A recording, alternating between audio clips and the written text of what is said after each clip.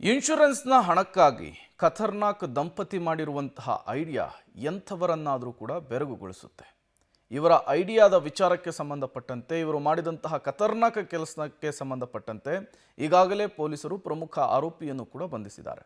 ಅಷ್ಟಕ್ಕೂ ಆ ಖತರ್ನಾಕ್ ದಂಪತಿ ಯಾರು, ಜೊತೆಗೆ ಅವರು ಮಾಡಿದಂತಹ ಆ ಘನಂದಾರಿ ಕೆಲಸ ಆದರೂ ಏನು, ಬನ್ನಿ ನೋಡ್ಕೊಂಡು ಬರೋಣ.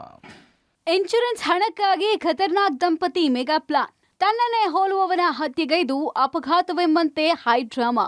ಅಪಘಾತದಿಂದ ಸತ್ರೆ ಕೋಟಿ ಕೋಟಿ ಜೀವ ವಿಮೆ ಹಣ ಕ್ಲೈಮ್ ಆಗಲಿದೆ ಎಂಬ ದುರುದ್ದೇಶದಿಂದ ಆರೋಪಿಗಳು ಅಮಾಯಕನ ಜೀವವನ್ನೇ ತೆಗೆದಿದ್ದಾರೆ.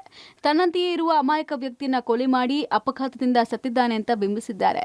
ಇದೀಗ ಖತರ್ನಾಕ್ ವ್ಯಕ್ತಿ ಪೊಲೀಸರಿಗೆ ಸಿಕ್ಕಿಬಿದ್ದಿದ್ದಾನೆ. ಹಣದಾಸೆಗೆ ಈತನ ಕೃತ್ಯಕ್ಕೆ ಕೈ ಜೋಡಿಸಿದ್ದ ಟ್ರಕ್ ಚಾಲಕ ಕೂಡ ಪೊಲೀಸರ ಅತಿಥಿಯಾಗಿದ್ದಾನೆ. ಚಿಂದಿ ಆಯುವ ವ್ಯಕ್ತಿಯನ್ನ ಕೊಂದಿದ್ದ ಆರೋಪಿಗಳು. ಅಂತ್ಯ ಸಂಸ್ಕಾರದ ವೇಳೆ ಅನುಮಾನ, ಆರೋಪಿ ಖಾಕಿ ವಶಕ್ಕೆ. ಎಸ್, ಮುನಿಸ್ವಾಮಿ ಗೌಡ ಹೊಸಕೋಟೆಯಲ್ಲಿ ಟೈರ್ ಅಂಗಡಿ ಇಟ್ಕೊಂಡು ವ್ಯಾಪಾರ ಮಾಡ್ತಾ ಇದ್ದ. ವ್ಯಾಪಾರದಲ್ಲಿ ಸಾಕಷ್ಟು ನಷ್ಟ ಆಗಿತ್ತು. ಆ ನಷ್ಟವನ್ನ ಸರಿದೂಗಿಸೋಕೆ ಬ್ಯಾಂಕ್ ಅಲ್ಲದೆ ಹಲವರ ಬಳಿ ಸಾಲ ಕೂಡ ಮಾಡ್ಕೊಂಡಿದ್ದ. ಈ ಆರ್ಥಿಕ ನಷ್ಟ ಸರಿದೂಗಿಸಿಕೊಳ್ಳೋಕೆ ಜೀವ ವಿಮಾ ಮಾಡಿಸಿದ್ದ.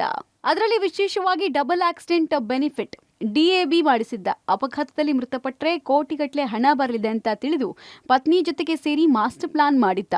ಅಪರಿಚಿತ ವ್ಯಕ್ತಿನ ಕೊಲೆ ಮಾಡಿ ಆತನೇ ಮುನಿಸ್ವಾಮಿ ಗೌಡ ಅಂತ ಬಿಂಬಿಸಿದ್ದ. ಅವ್ರು ಮೃತಪಟ್ಟಿರೋರು ಆಕ್ಸಿಡೆಂಟ್ ಇಂದ ಮೃತಪಟ್ಟಿಲ್ಲ, ಆದ್ರೆ ಯಾರೋ ಕೊಲೆ ಮಾಡಿದಾರ ಅಂತ ನಮ್ಗೆ ಸ್ಪಷ್ಟತೆಯನ್ನು ಸಿಗುತ್ತೆ. ಲಾರಿ ಡ್ರೈವರ್ ಇದಾರ, ಅವ್ರ ಮೇಲೆ ಫಸ್ಟ್ ನಾವು ವಿಚಾರಣೆ ಮಾಡ್ತೀವಿ. ತೀರ್ಕೊಂಡಿರೋದು ಮುನಿಸ್ವಾಮಿ ಗೌಡ ಅಲ್ಲ, ಬಟ್ ಬೇರೆ ವ್ಯಕ್ತಿ ಅಂತ ನಮ್ಗೆ ಗೊತ್ತಾಗುತ್ತೆ. ಮುನಿಸ್ವಾಮಿ ಗೌಡ ಎಲ್ಲಿ ಇದಾರ ಅಂತ ನಾವು ಅವ್ರನ್ನ ವಿಚಾರ ಮಾಡುವಾಗ ಮುನಿಸ್ವಾಮಿ ಗೌಡ ತೀರ್ಕೊಂಡಿರೋ ಅಲ್ಲ, ಆದ್ರೆ ಅವರು ಊರಲ್ಲಿ ಇದ್ದಾರೆ ಅಂತ ನಮ್ಗೆ ಮಾಹಿತಿಯನ್ನು ಬರುತ್ತೆ. ಇದು ಹಿನ್ನೆಲೆ ಏನಂದ್ರೆ ಮುನಿಸ್ವಾಮಿ ಗೌಡ ಇನ್ಶೂರೆನ್ಸ್ ಅಲ್ಲಿ DAB ಅಂತ ಏನು ಬರುತ್ತೋ, ಡೆತ್ ಆಕ್ಸಿಡೆಂಟ್ ಬೆನಿಫಿಟ್ ಅಂತ ಏನು ಬರುತ್ತೋ, ಅದರಲ್ಲಿ ಬರುವ ಹಣವನ್ನು ಪಡೆದುಕೊಂಡು ಅದನ್ನು ಹಂಚಿಕೆ ಮಾಡೋಣ ಅಂತ ಅವರು ಪ್ಲಾನ್ ಅನ್ನು ಮಾಡಿರ್ತಾರೆ.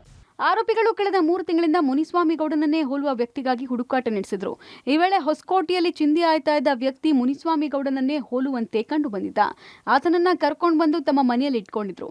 ಬಳಿಕ ಹೊಂಚು ಹಾಕಿ ಟ್ರಕ್ನಿಂದ ಅಪಘಾತ ಮಾಡಿ ಚಿಂದಿ ಆಯುವ ವ್ಯಕ್ತಿಯನ್ನ ಹತ್ಯೆಗೈದಿದ್ರು.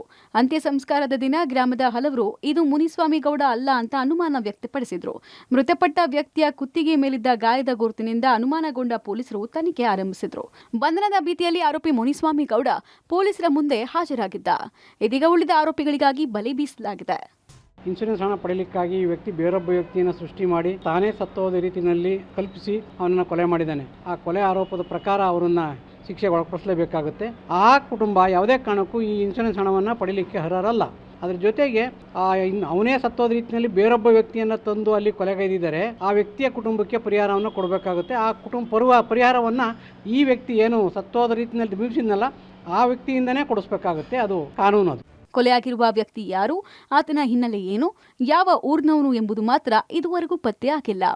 ಎಲ್ಲಿಯೂ ಆ ವ್ಯಕ್ತಿಯ ಮಿಸ್ಸಿಂಗ್ ಕಂಪ್ಲೇಂಟ್ ಕೂಡ ದಾಖಲಾಗಿಲ್ಲ. ಈ ಬಗ್ಗೆಯೂ ಪೊಲೀಸರು ಶೋಧಕ್ಕೆ ಮುಂದಾಗಿದ್ದಾರೆ. ಪ್ರಕರಣದಲ್ಲಿ ಪ್ರಮುಖ ರೂವಾರಿ ಮುನಿಸ್ವಾಮಿ ಗೌಡ ಪತ್ನಿ ಶಿಲ್ಪಾರಾಣಿ ನಾಪತ್ತೆ ಆಗಿದ್ದು ಅವಳ ಬಂಧನಕ್ಕೂ ಕೂಡ ಬಲೆ ಬೀಸಲಾಗಿದೆ. Shashidhar BC, public TV, Hassan.